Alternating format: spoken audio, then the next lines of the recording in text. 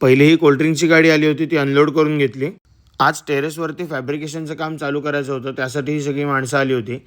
आपण का फॅब्रिकेशन करतोय ते मी उद्याच्या व्लॉगमध्ये सांगेन.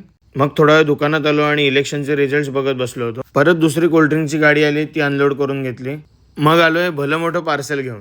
पार्सल ओपन करायला सुरुवात केली.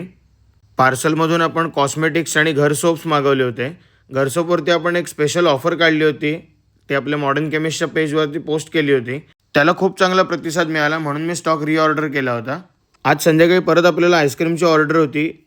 एक स्कूलची पिकनिक येणार होती, त्यांना आपल्याला हे आईस्क्रीम डिलिव्हर करायचं होतं. तेच आम्ही पटापट पॅक केलं आणि गेलो त्यांना डिलिव्हर करायला. आज आपल्याला डिस्ट्रीब्युटर असोसिएशनच्या मीटिंगला जायचं होतं, त्याच्यासाठी कैलासदादाबरोबर देवरुखला जायला निघालो. मीटिंगहून परत यायला तब्बल 12:15 वाजले. घरी यायला खूप लेट झालाय, अजून एडिटिंग करायचं आहे. तर असा होता आजचा दिवस. तुम्हाला व्लॉग कसे वाटतात नक्की सांगा. आपल्या पेजला फॉलो करा, लाईक करा, शेअर करा. भेटूया उद्याच्या व्लॉगमध्ये.